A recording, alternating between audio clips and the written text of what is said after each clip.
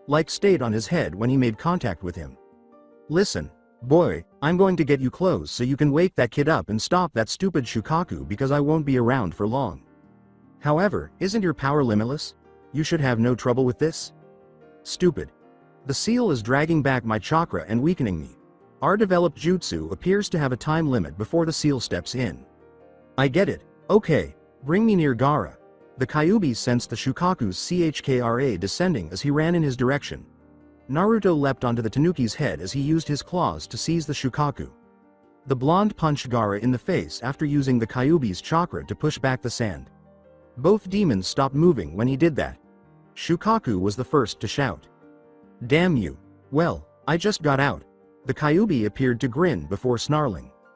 Naruto screamed in agony as his whole body transformed into chakra and went back to the seal.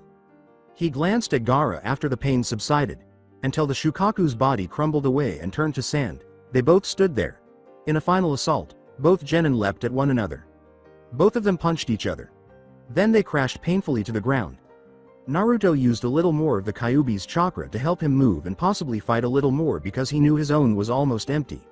He approached Gaara, who simply lay on his back and gazed at the sky. He's exactly like me. Gaara, I understand what it's like to be alone and to have people hate you, but I also found people who respected my strength and accepted me. You will understand if you find people like that. Gaara gave him a look and pondered. Is it because of those who embrace him that he is so resilient?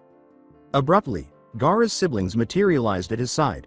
Kankuro gave Gaara a disbelieving glance, and Temari gave Naruto a similar look. They assumed combat positions, but Gaara intervened. Kankuro, Temari, it's finished, let's go. They gave him a startled look before grabbing him and walking away. With a sigh, Naruto began to run in the direction of the arena's remnants. He felt Orochimaru was in danger when he got there. Could that elderly man really be a danger to Orochimaru, Sama? He saw Dosu still fighting in the stands just as he was ready to leap to the roof of the tower where the fight was happening. Of his rivals, Ino was on the ground, barely conscious, and Choji was knocked out. Sakura and Shikamaru, who appeared to be out of breath, were the only ones still engaged in combat. Before approaching Orochimaru, Naruto made the decision to assist his teammate. Sakura threw a kunai, which he blocked by leaping up to the stands. He grinned as he glanced at Dosu. Having problems? Stop talking, Naruto. It was a 4-on-1 situation. True, okay, you take that lazy ass and I'll deal with the girl. Hello. Running in Sakura's direction, Naruto used his kunai to block all of her attacks. Then he leapt backwards and batted her kunai out of her hand. He smiled darkly as he looked at her. Please, Naruto, stop this, I'm sorry, what I did that day was not my intention. So please, don't do it. Her words caused Naruto's eyes to widen. After his smile vanished, he glared and snarled. You've been enough for me. With his sword drawn, he sprinted in her direction while brandishing it in a stabbing motion. Naruto, you're a decent person. You won't do it, I still have faith in. Sakura paused her conversation and turned to face her stomach. She was pierced by Naruto's sword. Blood poured out as he pulled it out. She sobbed as she collapsed in his arms. Ru, too. He let her fall to the floor and gazed into her eyes, which became lifeless and empty. Sakura, goodbye. It seemed as though time had stopped for the genin who were still conscious. Ino let out a cry and began to cry. Shikamaru collapsed into a seated posture. Guy and Kakashi turned at the scream and gasped on the other side of the arena. Kakashi experienced a tremendous surge of anger. I have lost every one of my students. Because of you, he charged a Chidori in his hand after turning to face Naruto. After charging a Rasengan, Naruto was attacked by his former sensei. The blast threw Kakashi into Guy's arms and sent Naruto crashing into a wall. The silver-haired Chunin was unconscious after expending too much chakra. Dosu followed Naruto as he slowly stood up, using even more of the Kyubi's chakra to get to the area where Orochimaru was engaged in combat. Guy just closed the eyes of the dead Kunoichi and placed Kakashi in a chair. The two sound genin discovered that there were 3 Anbu on the roof when they arrived. The leader shook his head and turned to face them. I don't have the time to handle this. He turned to his 2 partners and said, let's conserve our strength because the battle will soon be over. As Naruto approached the barrier, he heard Orochimaru's cries of agony. Orochimaru. Sama. Before he could crash into the barrier, Dosu grabbed his arm. There's nothing we can do, fool. don't act carelessly. Naruto lost his hold and collapsed to his knees. Dosu sighed and shook his head. Damn it Naruto, you're out of chakra, that's enough.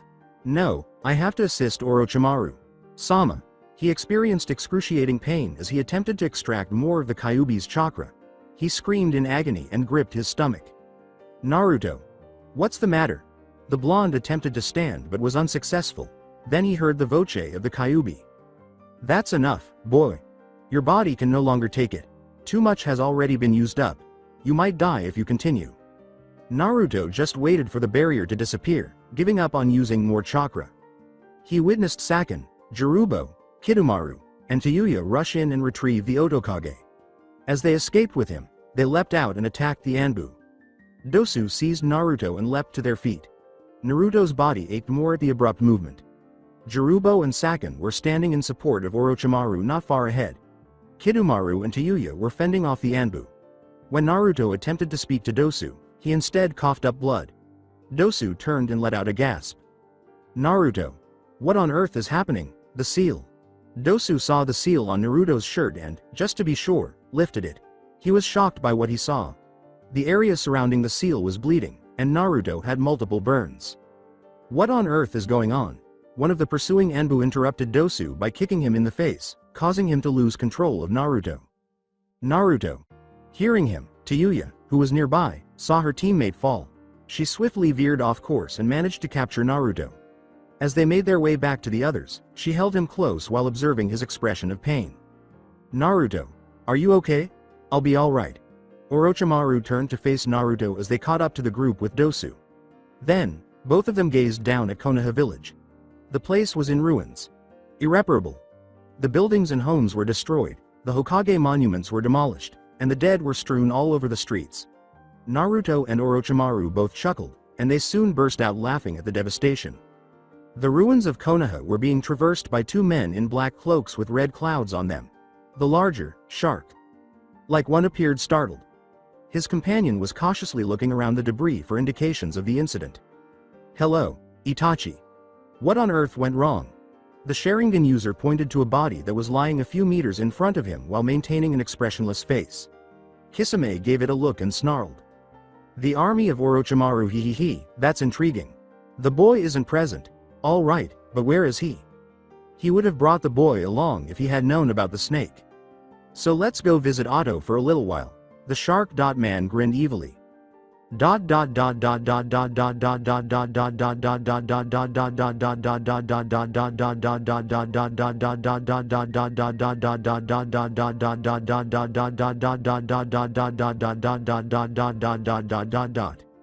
However, Jiraiya. Sama, we need to take action. We would all be killed if we attempted to attack Otogakure at this time. Now that the village had been destroyed, the white-haired Sannin was debating with a Konoha Chunin about what to do. They were standing in what appeared to be an underground small room. However, sir, we must exact retribution. That's sufficient. The lives of all those who survived would be lost if they were attacked now. I apologize, Jiraiya. Sama. With a sigh, Jiraiya left the room where they had been standing and entered a much bigger space. Numerous Konoha shinobi were seated, conversing, or eating inside. Jiraiya smiled a little. We were fortunate to have so many people who survived, and no one found this base of operations. The Leaf survivors were in a covert location that had been constructed for this exact purpose a few years prior. It was located far from the village, underground. It could accommodate hundreds of people and was constructed as a haven during times of war. An important rule of war in Konoha was that shinobi were to regroup here and devise a new battle plan if they lost a battle rather than wasting their lives in vain. The Konoha shinobi had escorted the remaining civilians to this location and waited for orders from the Hokage after the Sound shinobi and the Sand had destroyed the majority of the village. They had a sad realization when he failed to show up. Fortunately, Jiraiya showed up a few hours later with a group of civilians he had rescued from Kaosu's assault. At least 2/3 of the civilians were saved by him using a barrier of his own. Unfortunately, the explosion killed the others. Additionally, Jiraiya had to maintain the barrier until the invading forces left. A few had persisted, but Leaf Nin swiftly eliminated them. If it weren't for the conflict between the Shukaku and the Kyubi vessel, the village might have survived the attack. Jiraiya was also disturbed by the fact that Naruto had successfully called forth the Kyubi. What had he done? In any event, for the moment the Gamma Sannin was serving as head of operations. He cleared his throat to attract attention while glancing at the group of survivors. Pay attention. I have to check up on something important, so I won't be able to stay here much longer. One of the Leaf Nin got to his feet and struck a table with his fist. More crucial than this? What on earth could be more important to me than exacting revenge on those jerks? Since I wouldn't make a very good leader, I'm going to look for someone who can manage the situation more effectively. I will then continue to assist the resistance and keep my spies on Orochimaru's plans. Who could lead the resistance better than you? Shouted another Chunin as he got to his feet. Jiraiya closed his eyes and grinned. Tsunade. Many people in the crowd agreed with his plan, and there were gasps. Jiraiya gave them a look. I'll let Ibiki and Anko take charge in the interim, got it? A collective "hi" was heard. With a sigh, Jiraiya entered a different room. Hopefully, she will agree. People were happy in Otogakure, and many rejoiced over the invasion's victory. Regretfully, the Otokage himself was not feeling particularly cheerful. Actually, when the man attempted to administer medicine to one of his subjects, he had just killed him. When Kabuto entered and saw the corpse, he shook his head. Orochimaru. Sama, you need to stop killing your subjects and take your medication. In addition, I made it myself. Sannin, the snake, gave the man a sneer. I never would have thought Sarutobi could have put me in such a state, but your medication won't make these arms better. Kabuto smiled twistedly and placed the medication on the bedside table. We are fortunate that the Leaf Village has vanished. A pained smile spread across Orochimaru's face. Yes, Kukuku, I have destroyed it. The door was knocked on abruptly. From outside came a terrified voice. You have a guest, Sama. Oh, Orochimaru. On behalf of his master, Kabuto spoke. There won't be any visitors to the Otokage right now. A brief apology was heard by the two men, followed by a thump and a sickly cracking sound. A dark figure emerged from the shadows of the hallway as the door opened. The blood-red circlet nearly appeared to be bleeding with rage as piercing violet eyes gazed at the two. Despite feeling cold, Kabuto refused to back down. There won't be any visits from Orochimaru. The man with silver hair was seized by the neck and flung aside. Orochimaru, in his weaker state, could only give his guest a menacing grin. Kaozu, I wanted to express my pride in the work you did in Konoha. Kaozu's voice was deep and poisonous. It was evident throughout the tower that he intended to kill. Snake, don't play games with me. Your little ninja puppets are not me. I want a fair wage because I did my job. The smile on Orochimaru's face wavered. I told a shinobi to give you whatever you requested. Did he not follow my instructions? He steadfastly refused, so I took his life. I'm going to ask you directly now. I want to be paid fairly. That arrogant idiot. You were right to kill him. Please let me know what payment you need. Orochimaru's smile vanished entirely at his next words. I'd like to have your Akatsuki ring. Why in the world would you desire that? I have my own reasons. Now, if you don't give me the ring, I'll have to take other action. Sannin, the snake, realized abruptly that he was in total darkness and that the only thing he could see were Kaozu's eyes. Then he had a thought. I'll give you an even better idea if you let go of your genjutsu. When the candlelight came back, Orochimaru gave the man a sickly smile. Follow Naruto Uzumaki if you want an Akatsuki ring. He will eventually be located by Itachi Uchiha. For a brief moment, Kaozu's eyes appeared to sparkle with laughter, but then his voice reverted to its icy, neutral tone. Orochimaru, I accept your offer. Itachi, Uchiha. Let's hope you're correct. The cloaked figure vanished as Orochimaru blinked. Kabuto slowly stood up, his expression angry. That man, Orochimaru Sama, is a major pain in the ass. Why don't you simply murder him? The Otokage's pale face took on a troubled look. I doubt I would be able to. The scene showed Naruto lying on his back deep in the forest of Otogakure. Tuya was on top of him, giving him a passionate kiss. A voice interrupted her as she began to take off his shirt. This brat appears to be more mature than he appears to be. With kunais in hand, the two teenagers leapt to their feet. Two men wearing Akatsuki cloaks were in front of them. The one who was taller smiled. I apologize for disturbing you, but we are taking you along, Uzumaki Naruto. Naruto glanced at the shark man's teammate and smiled malevolently. You must be Uchiha Itachi. Your pitiful brother is imprisoned in a cell in the village. If you wish to visit him, you must do so. Itachi showed no signs of emotion in response to the remark. Naruto, I would suggest that you accompany us. He was behind Naruto all of a sudden, and he struck him with just one finger, sending him flying into a tree. Then he punched Tuya in the stomach, avoiding her attack. She had no intention of rising anytime soon. Suddenly, he was looking straight into Naruto's dark violet eyes as he walked up to him. There were two wildly spinning blood-red circlets. Itachi's Sharingan came to life. He tried to strike the man in the abdomen. When a gloved hand caught his wrist and stopped the attack, his eyes widened a little. A hint of amusement came over Kisame. "Whoa, Itachi, someone who can keep up with you. Perhaps this will be more fascinating than we initially anticipated." Then Itachi launched a flurry of lightning. Fast punches and kicks. He was shocked to find that they were all blocked. Then he punched once more, and Kyozu again grabbed his wrist. The Akumagan user then contorted his body and used his knee to block another Itachi attack.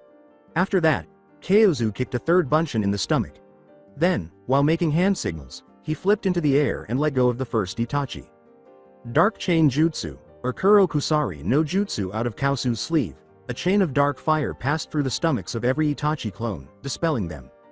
After that, it moved in the direction of the Uchiha and behind Kyozu.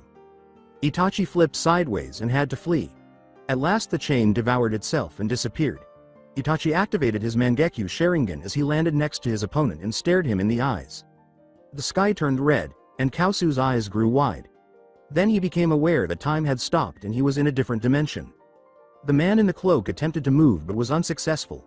On a cross, he was stranded. Itachi materialized in front of him brandishing a sword. "Time and space are under my control in Tsukiyomi's world. I'm going to keep stabbing you in the heart for the next 72 hours. Itachi attempted to stab his opponent, but his blade was stopped by Kaosu's gloved hand. For the first time in his life, Itachi was taken aback. His eyes widened once more as he met his opponent's gaze. Only the blood-red circle and a smaller red circle inside it remained after the violet eyes had completely darkened. Itachi could see Kaosu's dark smile even through the hood's shadow. The man laughed malevolently. "No, Uchiha. Time and space are shared in the Tsukiyomi world." A red moon emerged, illuminating them with a more menacing crimson glow as the once-red sky turned completely black. Itachi gave a small smile. "I see that you have the Akumagan's true ability, just as I am in possession of my Sharingan's actual power." Kyozu took a stance after nodding. "This battle will be worthy." Kyozu and Itachi fought for 70.2 hours. Both fighters appeared exhausted upon their return to the normal world. Kisame grinned as he glanced at Itachi. "Well, why don't I take the child if you're having problems?" The voice of the Uchiha stopped him as he ran in Naruto's direction. "Kisame, we'll withdraw for the time being since I've expended too much energy." With a curse, the shark man vanished with Itachi in a whirl of leaves. Naruto gazed at the location where they had been standing in confusion. Then, with a sigh, he rushed to Tayuya's side. "Hello, Tuya. How are you?" "Yes, I simply need to get some rest." When the blonde realized Kyozu was gone, he placed her on his back and walked to the village. What on earth was that? The council in Suna was struggling to decide what they should do. Baki discovered the Kage's body and proof that Orochimaru had killed him while returning. "I propose that we try to negotiate a peace treaty and assist the Leaf survivors." "That's stupid. Otogakure is now the more powerful village, so we should stick with them."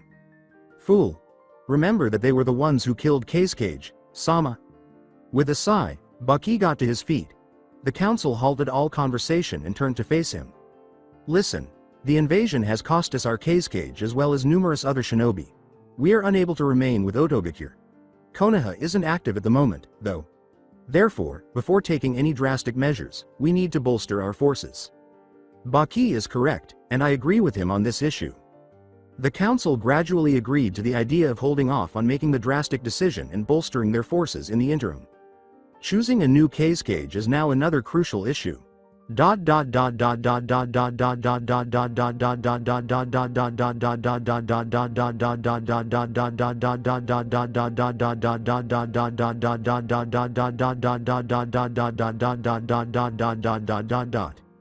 Tuya was taken to her house by Naruto so she could get some rest. Then he headed for Orochimaru's room. He paused in front of a dark cell before coming. He grinned as he peered inside. "Hi, Sasuke." The Uchiha raised his head and gave the blonde a fierce look. "You are mistaken, bastard, if you believe that I will join you and that snake in this madness. You could be trained by Orochimaru. Sama, I think. He might give you the strength to murder your brother. Here in Otogakure, you could rebuild your clan and exact revenge. You'd be a formidable shinobi. Greater in strength than you could ever be in Konoha. The blonde's face lit up with a malevolent smile. Isn't power what you're after? The ability to destroy Itachi? Sasuke was trembling. Leave me alone. Just give it some thought, Sasuke. He smirked as he walked away from the boy with the raven hair. You will become Orochimaru's new body after you join us, Sasuke. When the blonde reached Orochimaru's room, she heard a cry of agony. When he ran in, he realized what had happened. Orochimaru gave him a quick glance and grinned. I was about to send someone to get you, Naruto. Orochimaru. Sama, I came across Uchiha Itachi and his, in the forest. Yes, I am aware of Naruto, and I believe Kyozu dealt with them. That strange guy? He did, indeed, but who is he? He is currently Naruto's ally. I'll go into specifics when the time comes. However, we need to heal my arms right now. How will we accomplish that? You will accompany Kabuto and me to see an old friend. Who? Tsunade, Kukuku, running quickly through the forest that separated Otogakure from a small village were Naruto, Kabuto, and Orochimaru. The blonde boy turned to face the sweat-streaked Orochimaru. Then, before he left, he turned back to the path and allowed his mind to wander to the things that had happened. Rewind in order to determine whether Orochimaru was prepared to depart on their quest to locate Tsunade. Naruto was making his way to his room. At the sound of a scream of pain, his head rose. That reminds me of Sasuke. The blonde dashed to the tiny cell containing the final Uchiha. Naruto gasped when he arrived and saw Orochimaru cleaning blood from his mouth and Sasuke gripping his neck. The Otokage looked at his pupil. I just put a curse seal on this boy, Naruto, as you can see. I will therefore claim his body as my own if he lives as long as you did. We will go look for Tsunade. In the interim.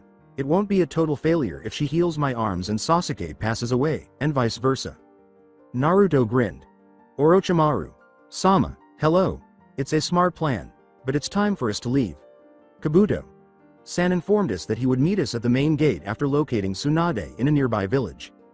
The two sound ninja then departed from the village. Final flashback. Sasuke's possibility of surviving the jutsu worried Naruto. When I had the chance, I should have killed him. The blonde's train of thought was abruptly cut off. He noticed that they had left the forest and were making their way to an old castle when he looked up. Kabuto grinned. She is located in Orochimaru. Sama, I see her. Then, let's prepare a tasty entrance, Kukuku. Kabuto smirked broadly and smeared Orochimaru's left arm with blood. Jutsu no Kachiyose. Calling upon jutsu.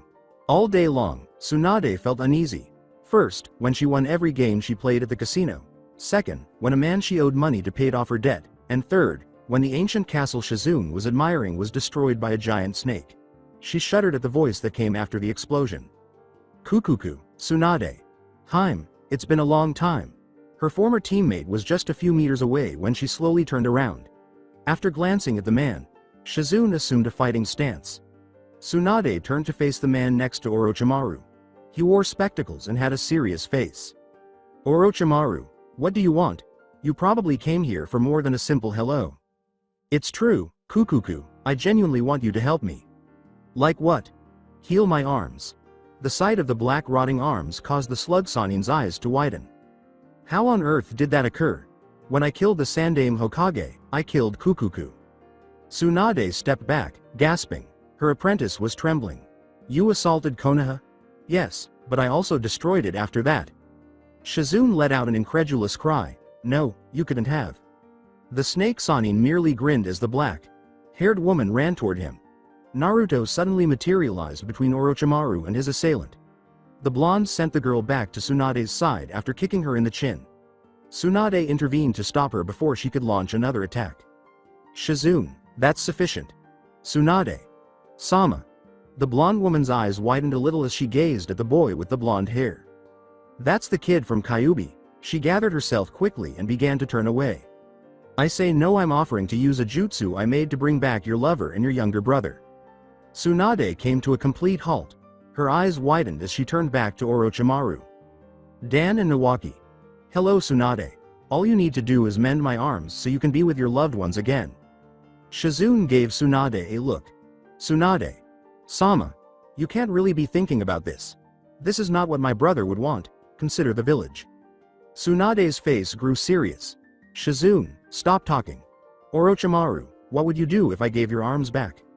After annihilating any remaining Konoha, I intend to gradually subjugate the shinobi nations. Shizune snarled and assumed a combat position. Get moving, Tsunade. Sama. We can take them together. Orochimaru grinned in response to those remarks. Tsunade went pale and dropped to her knees as he bit his finger and spilled blood on the floor. Shizune rushed to her aid and stood by her side. Kukuku. A stupid girl. I am aware of her greatest weakness. With a sly smile, Kabuto backed Orochimaru. She's scared of blood, then. Interesting. Tsunade, we haven't yet received your response. In a week, we'll be back here. You have to bring 2 sacrifices for the jutsu if you agree. The trio of sound ninja leapt back and quickly disappeared from view. It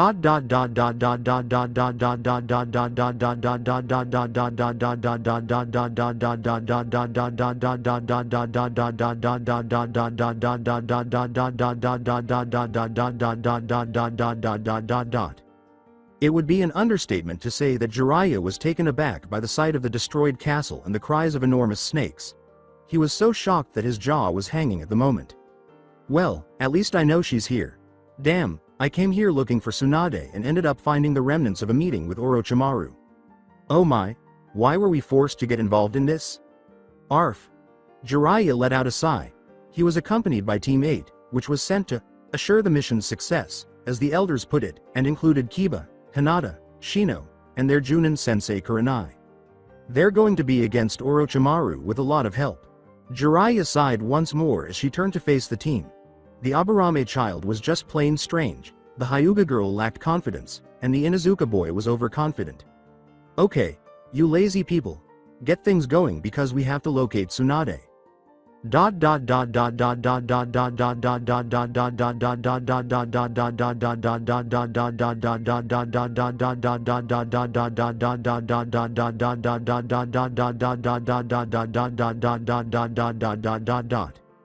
At the moment, Naruto was traversing the temple of Otokage. He was unsure of his next move when he heard a flute playing. Grinning, he moved in the direction of the sound. He noticed a certain redhead who was too preoccupied with her music to notice the blonde sitting in a chair with her eyes closed. Tuya felt 2 powerful arms wrap around her waist, causing her to jump a little. As she was dragged onto Naruto's lap, she grinned. She looked into the boy's blue eyes as she turned her head. She kissed him on the nose and he kissed her on the neck while she giggled. Ahem. The 2 teenagers jerked to their feet and looked around to see who had woken them up. When they saw Kimimaro, they both flushed. Naruto, Orochimaru. Sama hopes to see you, hello. He went into the Sannin's office and sat down. Orochimaru. Sama, were you hoping to see me? Hello, I wanted to share this with you. He gave him a Chunin vest, which was dark purple. Elite, was written in kanji on the back. This is a Chunin elite vest, Naruto, even though you aren't yet a member of the Sound 5. Chunin. Elite? Hello, in the village, anyone donning an elite vest holds a position of authority. I only give these to those who have shown themselves to be strong, devoted, and helpful to me. You are one of my personal ninjas, as anyone who sees this will know. You receive orders directly from me or higher ranking individual, and you are superior to ordinary Chunin and Junin.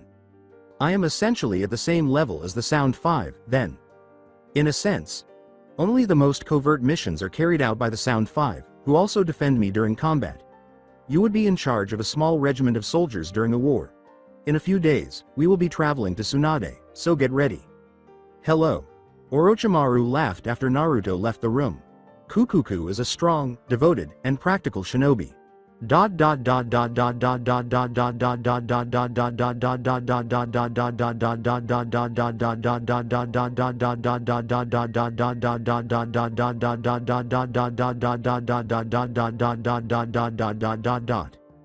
As he and Team 8 strolled through the tiny village, Jiraiya sighed. They had been looking for Tsunade all afternoon and had found nothing. The Sannin was particularly concerned that Orochimaru might have located her already. He grinned as he glanced at a tiny eatery. Okay, let's head here for some food. When they entered, Jiraiya looked around the tables for a seat and settled on a certain blonde. Their gazes met. They both pointed and yelled after staring at each other for about 10 seconds. Tsunade. Jiraiya. Kiba's mouth hung open as Team 8 gazed at the woman. That's Tsunade. Take a look. Kurenai gave him a glare that silenced him. They went to the same table and took a seat. Jiraiya gave her a quick glance before starting his tale. Thus, the council wishes to designate you as our resistance's leader. You want me to become Hokage, in other words, hello. I decline. Jiraiya could not help but notice Shizun's terrified expression. Kiba growled as he turned to face Tsunade. The old hag is scared. Tsunade muttered, what was that, kid? As her glare turned on him. Old hag, I told you you were afraid. Tsunade shouted, let's take this outside, while placing one foot on the table. Jiraiya, Shino, Hinata, Kurenai, and Shizun all shook their heads once they were outside. Okay, let's go, Akamaru. The village is never insulted like that. Arf. Both partners were on the ground with cuts and bruises in less than 2 seconds. She's strong, damn it. Had enough children? No, I'm not going to give up. Tsunade froze for a moment, but then became enraged and punched the boy once more, knocking him unconscious. Then she looked at Jiraiya. Give me some time to consider this. Later that evening, Jiraiya took a seat next to Tsunade at a tiny bar. Listen, Tsunade. I'm not sure what Orochimaru offered you, but trust me when I say that he won't follow through on his promise. The Kyubi child was with him, but why? Jiraiya's expression changed to one of pain. The village drove that boy away, so Orochimaru took advantage of the situation to take him. Naruto has since transformed into a totally different child, an enemy who needs to be eliminated. I see. Tsunade left, preoccupied with her thoughts and the choice she needed to make. Days passed until the moment arrived. The previous evening, Sannin, a slug, had poisoned Jiraiya's drink and rendered Shizun unconscious. In the morning, Team 8 woke up the woman with the black hair. She became frightened, and after Jiraiya showed up weak, she told them what had transpired when they had first seen Orochimaru. Thinking he had picked up someone's chakra, Jiraiya turned and muttered a curse. With a sigh, Shizun surveyed them all. We have to locate Tsunade. Sama. Hello. Unaware that Kabuto had spied them and gone to alert Orochimaru, they set out on their journey.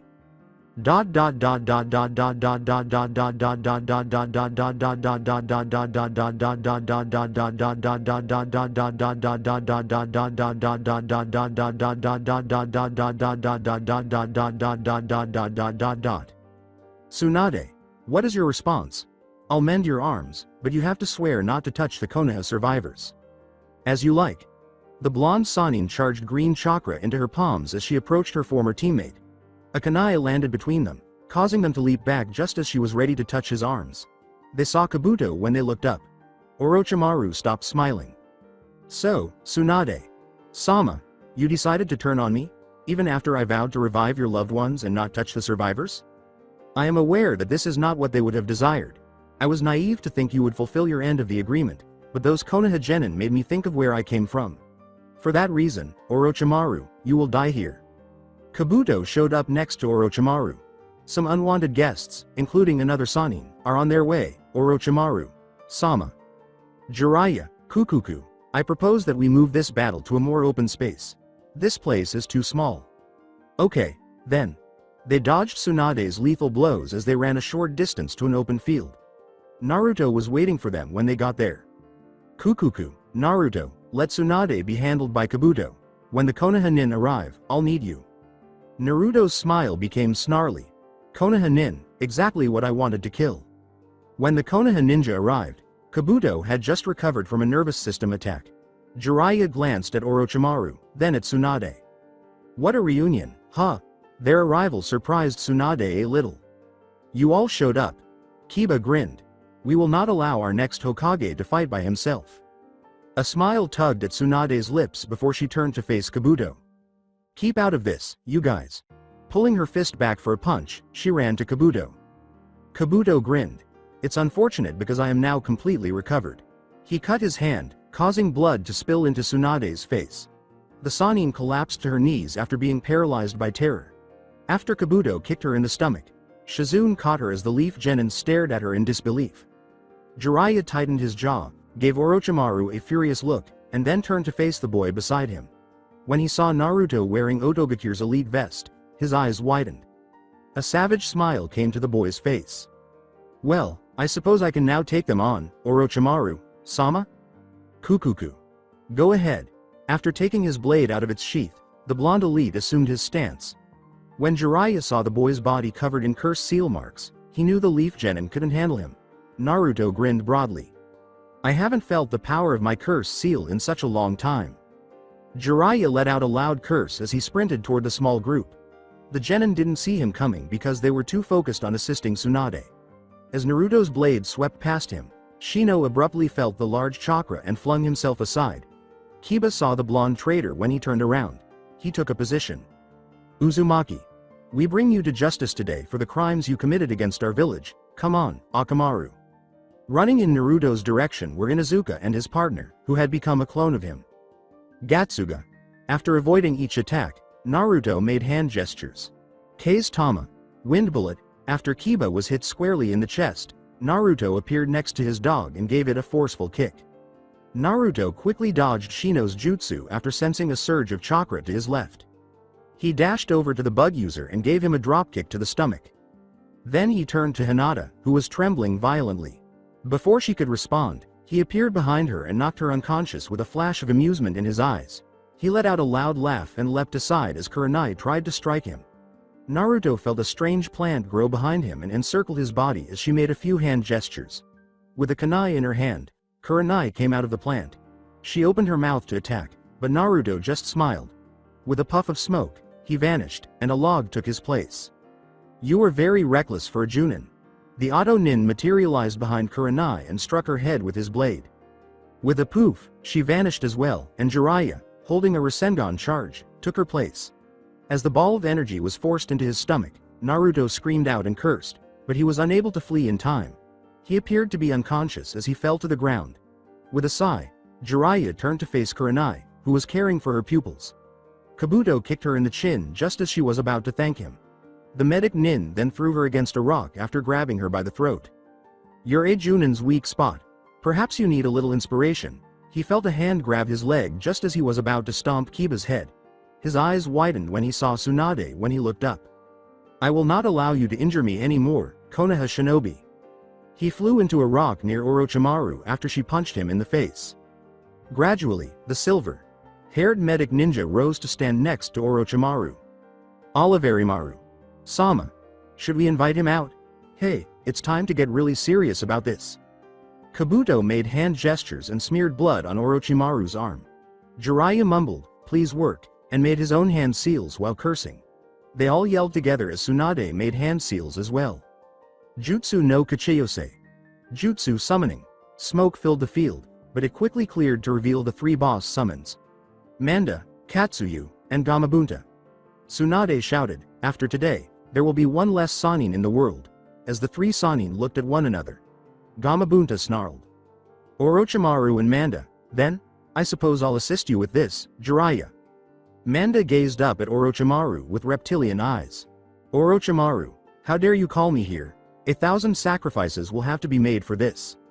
Orochimaru was weak, and Kabuto didn't want the snake to know it.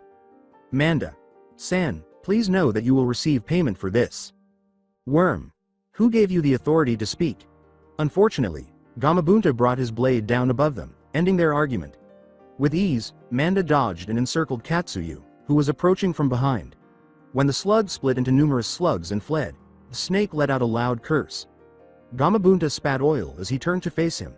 Jiraiya shouted, Kaden. Gukaku no Jutsu, beaming. The snake was quickly devoured when the flames ignited the oil. When Jiraiya and his summon noticed that the snake had shed his skin and escaped the attack, they both cursed. The toad was bitten in the neck by the snake that emerged from the ground. Katsuyu came up to them and pushed the snake away. After that, Gamabunta lowered his blade into the snake's mouth. Grinning, Tsunade leapt onto the snake's head. The man flew to the ground after she punched him. The toad and the slug both shifted to crush Orochimaru as she leapt back on Katsuyu. To their surprise, a blonde boy loomed over Orochimaru, protecting him. Orochimaru grinned when he saw the boy's blood-red eyes. Can you take them, Naruto? I possess one jutsu, it ought to function. Kukuku, I see, then feel free to proceed. Naruto grinned malevolently. He cut his stomach and made hand gestures. Before shouting, he focused. Akuma Kachiyose no Jutsu. Jutsu Demon Summoning. As red chakra emerged from the seal and transformed into a fox, everyone froze. As it expanded, the chakra started to destroy the surrounding area. Naruto was connected to the chakra, which manifested as the Kyubi, by a red chain that developed in the seal. With the 4 tails behind him, the 9-tailed fox towered over the other summons. With a cunning grin, Naruto burst out laughing. Jiraiya was shocked by what he saw, and Tsunade was overcome with fear. He called forth the Kyubi. Gamabunta was met with a grin from the Kyubi's sharp teeth and blood-red eyes. "Hi, Toad. Kyubi. Then, should we get started?" With a cry of battle, the Toad charged at the fox, stabbing him with his sword. The Kyubi merely sent his opponent reeling to the ground by slamming his tails into the Toad. Then, Katsuyu vanished in smoke as the beast struck him with his clawed paw. He approached Gamabunta slowly before biting him in the back to extract blood. At that point, the Toad also disappeared. Jiraiya became acutely aware of the great demon's weakness as he gazed at him. "Tsunade. Take down the chain." When Sannin, the slug, got close enough, she used all of her strength into a single blow. Sannin ran on the creature's back. The red chakra kept the chain together even though the attack broke it. With a ferocious expression on his face, Naruto materialized before her. He gave her a powerful punch. She fell into the earth below. The blonde gave a victorious smile, but when he witnessed Jiraiya using a Rasengan on the chain, he let out a cry. The big red chain was cut off by the attack, and Naruto gripped his stomach as all of his chakra came back to him. Before long, he collapsed to the floor, unconscious. With a sigh, Jiraiya withdrew a kunai. Orochimaru stepped in between them and kicked the Gamma Sennin away just as he was ready to drop it on the boy. Then Tsunade showed up and gave Orochimaru a face punch. The medic nin muttered, "That boy is too dangerous to be left alive." Orochimaru's tongue encircled her leg and flung her into Jiraiya just as she was ready to use her foot to crush the boy. The two Sannin gave him a furious look. When they witnessed a portion of his face disintegrate and reveal a more feminine face, their expressions changed to one of shock. Jiraiya's face grew serious. "That jutsu." With a laugh, Orochimaru melted into the earth. "We'll cross paths again. You can't hide your small resistance for very long." Kabuto grabbed Naruto as he vanished, and a savage grin flashed across his face. "We're going to make you come out." He looked at the 3 genin who had been knocked out. He yelled, "Take those children as prisoners," as he turned to face the forest. After making 5 noises, Chunin leapt from the forest and seized the genin. Shizune and Kurenai attempted to battle them but were quickly defeated. 5 more Chunin showed up just as the 2 surviving Sannin were ready to fight. Jiraiya muttered an expletive. "Tsunade, they have the numbers, and we are too weak." "I understand. Don't worry, we'll get them back eventually." The remaining Konoha ninjas exchanged glances as the Auto ninjas vanished into the forest with the prisoners. Kurenai struck the ground with her fist. "We fell straight into their trap, and now we will be forced to come clean."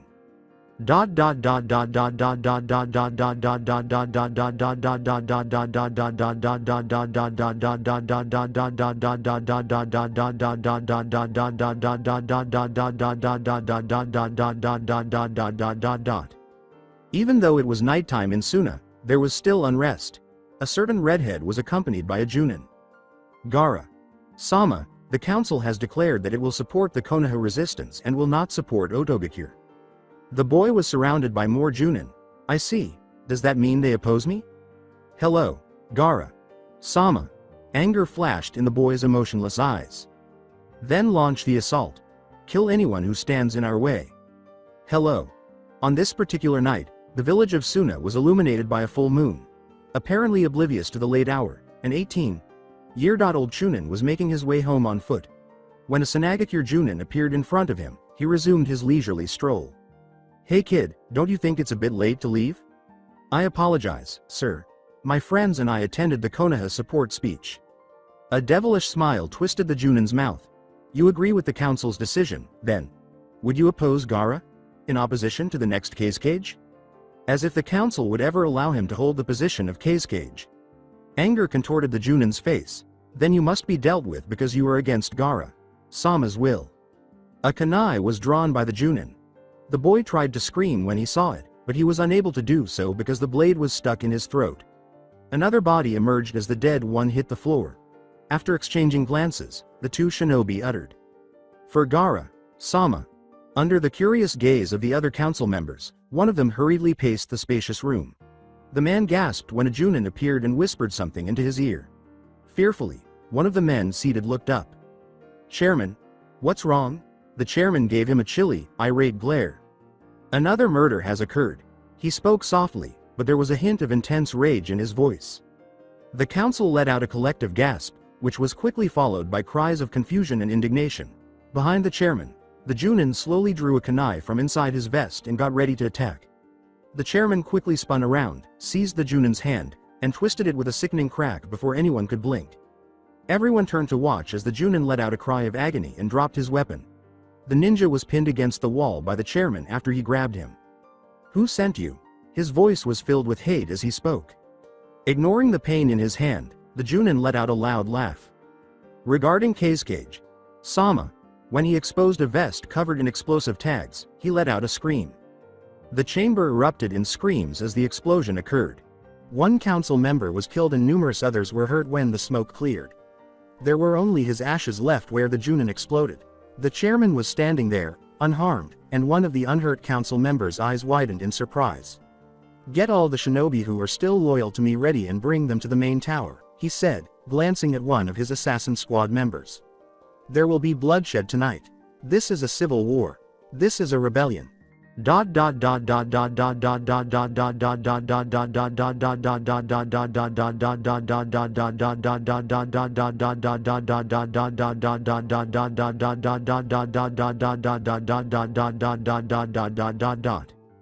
Gaara stood alongside the numerous shinobi who supported him on the opposite side of Tsunade.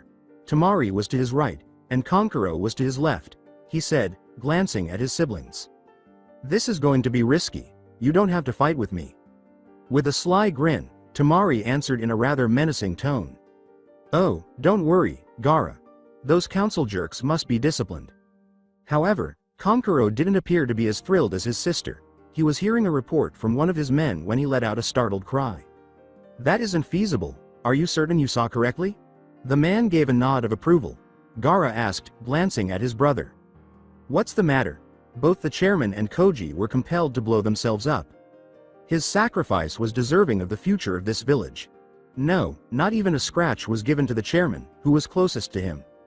Temari mumbled a curse as Gaara's eyes grew wide. I assumed he was meant to be a helpless man who constantly cowered behind other people. Gaara appeared to be thinking deeply. Unexpectedly, an assassin with a hook, like blade, materialized. He almost got to Gaara's neck, but the sand pushed him away. He was helpless as the sand seized his arms and legs. Gaara gave the man a look before continuing in his impersonal tone. "Were you sent by Chairman Durith?" Clearly insane, the assassin's eyes grew wide. "Yes, he did say that the gift should be returned to the sender." The explosive tags that were visible beneath the man's shirt caused Gaara's eyes to widen. If Gaara's sand hadn't formed a substantial barrier, the explosion would have killed a lot of people. Kankuro let out a sigh. That was a waste, to be sure. Before he could say anything more, another assassin came up behind him and grabbed him by the back. The man's hold was too tight for Kankuro to shake off. "Get away from me, please." Abruptly realizing what the shinobi was doing, Gaara attempted to assist Kankuro by sending his sand. Before the sand could reach the explosive tags covering his body, they detonated, and the assassin laughed. Temari's scream could not be drowned out by the blast. Kankuro. With a contemplative look on his face, Naruto made his way through the dim hallways of Orochimaru's tower. He started to murmur to himself. Since Sasuke is still alive, I wonder what Orochimaru has in store for him. A Chunin materialized next to the blonde boy, forcing him out of his reverie. Naruto-san, the Hokage's chambers are hosting an emergency meeting. You have to go there right away. A meeting for an emergency? Soon, I'll be there. Hello. Naruto started to run in the direction of the meeting as the ninja vanished. Upon entering, he noticed Orochimaru looking exhausted. Gosh, his health is deteriorating. After glancing at his pupil, the snake Sannin turned to face the other shinobi in the room. He spoke after clearing his throat. There is a crucial mission to complete, which is why you have all been called here. There appears to be a rebellion in Tsunade. There were a lot of whispers in the room, but Orochimaru's hissing voice cut them all off. You are all supposed to aid the next Kazekage, Gaara-san, in winning this conflict. Perplexed, Naruto made the decision to speak up. What took place in Suna? Everyone's eyes were on Naruto. Orochimaru grinned. Gaara, the incoming Kazekage, appears to want to join us, while the Suna Council appears to want to support the Konoha resistance. Two sides of the village have split apart. It began fairly amicably, with a few sporadic deaths involving members of the opposing parties, but more recently, something occurred that prompted Gaara and Chairman Durith to launch a full-scale civil war. Naruto experienced a strange feeling in the pit of his stomach, a mixture of anger and excitement. His eyes were now blood red, and he was unaware that everyone was staring at him. He spoke louder. "Do you want us to go there and massacre the council and its members, Orochimaru? Sama?" With a savage grin on his face, he spoke in a chilly tone. Orochimaru gave him a startled look but smiled back right away. "That is your mission, Naruto. Listen up, everyone. This mission will involve 3 teams. Sakura from the Sound 5, Tuya from the Sound 5, and Naruto from the Elite Squad will be the leaders." Soon after the teams were selected, the shinobi departed to get ready for the mission. Sakura and Tuya went with Naruto. Orochimaru's smile quickly disappeared and was replaced by a look of pain as soon as he was by himself with Kabuto. Kabuto let out a sigh. "You have to move your soul to a new body, Orochimaru. Sama, but Sasuke's isn't ready yet." Orochimaru drew blood by biting his lip. "I see. Look for another candidate. I want him to be strong." "Hello, but I have a suggestion, if I may, my lord." "I'm paying attention. Why don't you take Kaozu? He could do that." Kabuto thought he saw a flash of fear on the Hokage's face at that very moment, but it was gone so quickly that he couldn't be certain. "No, look for another. Hello." As though anticipating a crucial report, Gaara paced the room at his headquarters.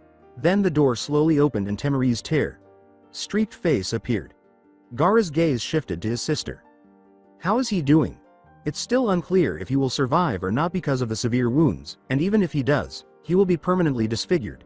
As more tears streamed down her cheeks, the sandy blonde spoke. She sobbed uncontrollably, causing her body to tremble. As Gaara gazed at her, he experienced strange emotions. Kankuro. Baki ran in with 2 more Chunin as the door exploded open. "Gaara. Sama. The chairman's troops are approaching where we are. What orders do you have?" "We battle to capture this village. Those idiots must not lose Tsunade. Hello." Gaara tried a tiny, clumsy smile as she glanced at Temari. She returned his smile after ceasing to cry. "Come on, Gaara. Let's get even with our brother.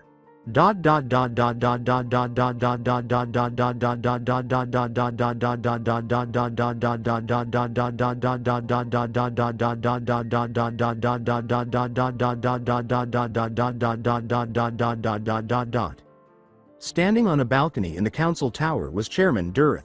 In the wind, his white and black robes floated. A golden Chunin vest was exposed when they were opened at the front. The chairman's eyes were black and cold, and his hair was graying. He glanced down at the village, where he could hear the sounds of fighting. He grinned as a scream rang up to him. He wore a mask of white. The hawk-shaped mask appeared to depict a long life of adversity. The chairman laughed as he glanced down from his perch atop the tower. "So, it starts. This could be our last night." Gazing at his golden naginata, he said. He appeared to flow in the wind as he leapt from the balcony. He touched down in front of a Chunin belonging to Gaara. The ninja cried as she turned to face him. "You pass away tonight, Chairman." Durith merely stabbed the Chunin in the back after avoiding the kunai strike. Then, with a graceful turn, he broke the neck of another ninja. 3 more ninja leapt for him, but the chairman made fast hand signals and stated impassively. "Kaden. Jutsu no Anu Dageki. Fire style. Jutsu with flame strikes." He then swiftly made additional hand gestures and uttered. "Futon. No Jutsu. Kei's Josho. Wind style. Jutsu of rising winds." The 3 ninja and several others nearby were instantly killed by the combination's potent impact. Chairman Durith silently chuckled at the carnage before moving on to his assassination team. "Report. Chairman. They're cornered by us. We will strike as you direct." "Good." With battle cries, the chairman signaled his men to charge forward. Near them, Gaara and his sister, who had 6 assassins, were battling 10. The redhead killed his current opponents and joined his soldiers upon seeing the attackers. The younger one trembled with terror. "Oh no. They're too many, Gaara. Sama." With a small smile, Gaara launched a sand projectile that eliminated a sizable portion of the enemy forces. The young Chunin let out a happy cry. You succeeded, Gaara-sama. We can now return to our families after winning. As the boy's upper body and lower waist were separated by a naginata, his words were interrupted. The boy screamed silently as he died. Gaara noticed a hawk's white mask when she looked up from the bloody mess. Sand swirled around him as his face twisted in mild anger. Chairman. In defiance, Durith gazed at the Shukaku container. Gaara. They watched as the fighting raged all around them. The chairman appeared behind Gaara and then abruptly disappeared in a whirlpool of sand. He was forced to jump back after the sand halted his attack. Grinning from inside his helmet, he leapt forward and stabbed with his weapon. Durith threw shuriken after the attack was thwarted by the sand. Gaara was shielded by more sand, and the chairman swung his blade once more. Durith became a sand buncheon as the spear shaped sand stabbed through him. Gaara sensed the chairman's hands pressing against his back after passing through his wall of sand. The chairman said, and the redhead swore. Kaiten. No jutsu, Feiya Bakufu, Jutsu Fire Blast. Gaara quickly covered himself with sand, allowing the attack to be absorbed. Chairman Durith was about to strike him with all of his strength before he had time to recover. The blade almost reached Gaara, past his defenses, before a katana abruptly stopped it. A head of blonde hair greeted the chairman as he turned to face the newcomer. Wearing his elite Chunin vest, Naruto stood there and gave the man a funny look. Hey Gaara. How are you? Gaara's face broke into a tiny smile. Without your assistance, Uzumaki, I would have been fine. I know, but I wanted to make a good first impression. Looking around him, Durith recognized the dark purple vest. The sound ninja were causing problems for his soldiers. The chairman swore and screamed. Men, back off. Go back to the tower and reorganize. The assassins from Suna turned to face their leader. Hello. There were numerous puffs of smoke visible, but they quickly vanished. The chairman peered through his mask at Gaara. Well, Gaara-san, I'll destroy you the next time we meet. After saying that, he turned to face Naruto. As for you, you must be that snake bastard slave. I'll make sure to take care of you as well. Naruto snarled and answered, I'll kill you if you ever again insult Orochimaru-sama. With a laugh, the chairman vanished in a whirlpool of sand. With a sigh, Gaara faced Naruto. I appreciate you coming. We will be successful in our rebellion with your assistance. Naruto grinned with assurance. Yes, we will.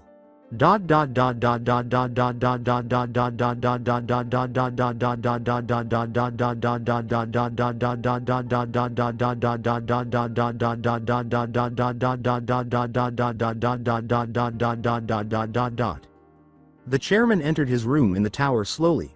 After removing his mask, he tossed it onto his bed. He collapsed to his knees and started coughing. He coughed until blood dripped from his mouth. After inhaling deeply, he cleansed himself. Next, he took a seat at his desk. He felt something dangerous in front of him, so he closed his eyes and opened them quickly. As he raised his head, he saw two black eyes with strange red circles in them.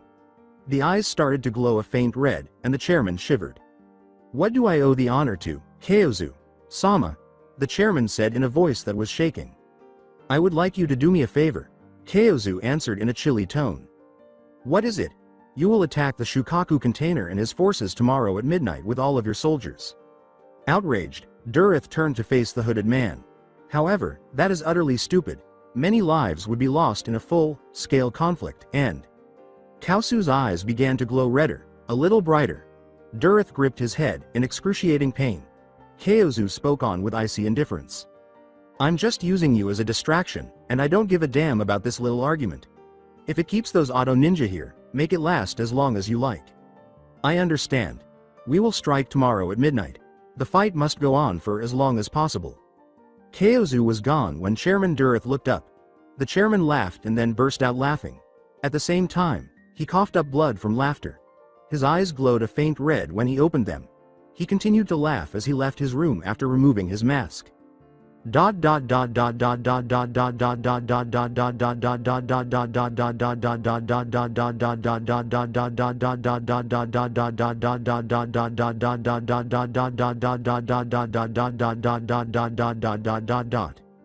Sitting on a rooftop, Naruto allowed the warmth of the sun to caress him. He was preoccupied with thoughts of Orochimaru, Sasuke, and what would occur upon his return to Otogakure. A hand touched his hair and he gave a little start. As soon as he felt the familiar caress of the person he loved, he instantly relaxed. Sitting beside him, Tuya closed her eyes and rested on his shoulder. How long do you anticipate us staying in Suna, Naruto? It depends on how long it takes for this civil war to end, I guess. It's so hot here that I'm having trouble adjusting. Hearing her gentle snoring, Naruto grinned. She was clearly exhausted. Leaning his head against hers, he allowed himself to fall asleep as well. He saw a burning Konoha when he opened his eyes once more. Chunin was taking people to safety while they screamed. When Naruto heard a roar, he looked up. On top of the Hokage tower stood a man. His blue eyes were piercing, and his blonde hair was spiky. The Yondaime was the one. A familiar creature stood in front of him. The Kyubi. Beside him, Naruto could hear a few shinobi conversing. The Yondaime is the best person to stop that beast.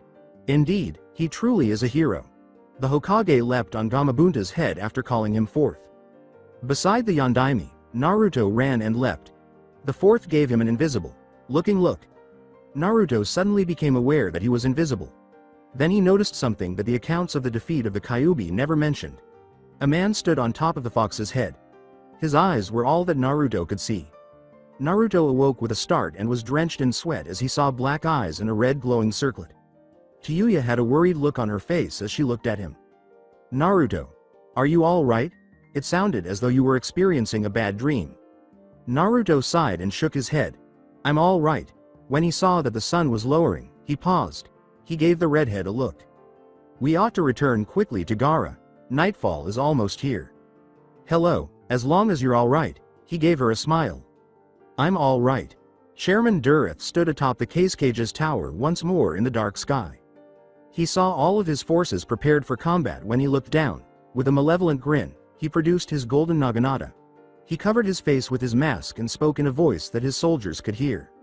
Soldiers, we will put an end to this rebellion tonight, and many of us will perish.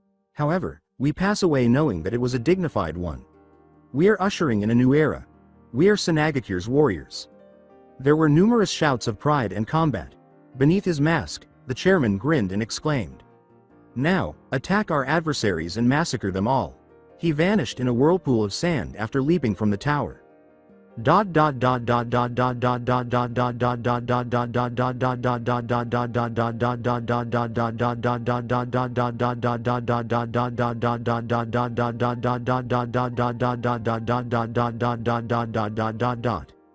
Naruto was sitting next to Gaara, who was having a quiet conversation with his sister. A terrified Chunin burst into the room. Gaara. Sama, they've started attacking. With a curse, the redhead inquired. How many of them are there? The man's eyes widened still more. All of them, sir. Naruto's expression was one of shock as he stood up in total disbelief. Gaara appeared stunned and unconvinced. Bastard Durith, damn you. Start our counterattack, he said, turning to face the Chunin. We're taking back Suna tonight. Hello. After that, Gaara turned to face Naruto, who grinned. Let's get this done. There were a lot of battle cries in Tsunade's streets. In the moonlight, blood glistened. Numerous opposing Chunin were being swiftly killed by Durith. He continued his attack after being expertly spun by his naginata. Abruptly, he looked in the direction of a well-known voice. The rest of you go to the buildings, while you three take the rear forces. I want this completed as soon as possible. How do you feel, Naruto? Sama. The blonde elite gave an evil laugh. The attacking forces are mine. Hello. Naruto found himself alone as the shinobi all scattered. The blonde was about to move when he was stopped in his tracks by a chilly voice. You were very overconfident, Uzumaki-san. Are you certain you can manage a task this size? Naruto flashed his signature sly smile. You wager your ass. In that case, you will need to defeat me. It will be enjoyable. With their weapons out, the two ninja dashed in each other's direction. After blocking Durith's stab with the hilt of his sword, Naruto slashed downward, but the staff portion of the naginata stopped him. With a smile, Naruto leapt into the air and tried to sever Durith's arm, but the chairman swiftly moved aside. Naruto threw his katana at Durith as he landed, but Durith just laughed and ducked. That was foolish. You are now without a weapon. Naruto let out a loud laugh. Did his rivals all make the same error? Pay attention to your surroundings. The blade returned to him when he pulled on the chakra cord. Realizing what had been done, Durith made his fastest move. The sword struck his mask, shattering it rather than piercing his head. With a sigh of relief, Durith turned to face the shattered mask. Unless I can fix that, I suppose this will be my last fight because it broke the mask that only a person who is going to kill me can break. I thought to myself. He glanced up at his rival. Excellent work, Uzumaki-san. That was pretty amazing. Let's see how you handle this, though. Kaden. Jutsu no Kasai Yari. Fire Spear Jutsu is the fire style. Naruto jumped sideways as his eyes widened at the sight of the flames approaching him. He realized this was the plan as he landed, and Durith materialized behind him, slashing the blonde's back with his naginata. When Naruto screamed in agony, Durith turned and sliced Naruto's shoulder. After that, the chairman flipped into the air, but Naruto used his own blade to block the blow. Durith then crashed to the ground after the elite punched him in the face. Time paused as a golden naginata pierced the man's stomach, and Naruto cursed as the man vanished into the sand. With a sigh, the chairman produced his weapon. He grinned a little as he glanced at the boy. You're not supposed to kill me, I suppose. He was about to turn around when he noticed that the wound was not bleeding. Naruto slowly spun around, grinning crazily. His body was marked in dark spots. Durith let out a gasp. The curse seal. The blonde elite gave a small laugh, and then burst out laughing. His face abruptly became serious, and he began to make hand gestures. Kuchibu no Jutsu K's. Jutsu wind whistle. The wind around him made a piercing sound, and the chairman clutched his ears. Grinning, Naruto swiftly applied more hand seals. K's Tama. Wind bullet. When Durith looked up, the jutsu struck him full force, sending him into a building. He grunted as he hit the ground, but he got back up. Naruto's fist struck him. Following a barrage of blows, his lifeless body rested at Naruto's feet. For the final blow, said blonde drew his sword and raised it into the air. Expecting it to end, Durith looked up, but instead he saw Kausu's eyes in the shadows. A strange, icy chakra filled his body. He let out a horrible, agonizing scream as it frozen his limbs and his very soul. Naruto gazed bewilderedly at the pitiful man. As the chairman gripped his head, his body trembled until he abruptly stopped moving. As the man stood up, Naruto stepped back. The Auto Ninja was shocked to see Durith's body that had not been scratched. Unfeasible. There was a slight red gleam in the chairman's eyes as he gazed at Naruto without recognizing him. He advanced quickly and struck Naruto in the jaw. After recovering swiftly, the blonde attempted to use his sword to strike his opponent. Durith just reached for the blade and drew a large amount of blood. Naruto made an unsuccessful attempt to escape the hold. After forcing the man to release his grip with a kick to the gut, he pinned him to a wall with a sword stab. Unexpectedly, Naruto threw his naginata in the direction of the blonde's heart as blood spurted from Durith's body. To Naruto's astonishment, a hand of sand stopped the weapon before he could react. He grinned as he turned to Gaara, his face covered in blood. Thank you. Gaara turned to the dying chairman and smiled slightly. Chairman Durith, it's over. Your forces have been destroyed, and we have won. The man's eyes returned to normal as he gazed at the redhead and grinned painfully. I see. Maybe you were correct all along. I apologize for that. Gaara gave him a perplexed look. What are you saying? Kaozu. Sama created a backup plan because he stated that he would not accept failure. Naruto had heard the name before, he was certain. As he coughed up more blood, Durith glanced at the two shinobi. Because Otto intends to. Uzumaki, San and Kaozu. Sama wanted this battle to divert his attention. The chairman clutched his heart as his expression became erratic. In excruciating pain, he let out a cry. Naruto reached for his collar, wanting to hear the end of the man's statement. What are you saying? What is he planning? Breathless, Durith spoke. Because Orochimaru is weak and what? Defenseless. The man's words caused Naruto's eyes to widen. Then, with the last of his strength, Durith spoke to Gaara. My heart is failing because Kaozu has decided that I must die, but the fallback option is. What is it? All of my men have an explosive tag. Durith let out a final breath, and his heart ceased to beat. Gaara's eyes widened as she gazed at the deceased chairman. No, the light of 1,000 explosions suddenly illuminated the dark skies. So that's it for today. I hope you guys enjoyed it. Don't forget to like, share and subscribe to the channel for more awesome stories like this. Thank you. See you all in my next video.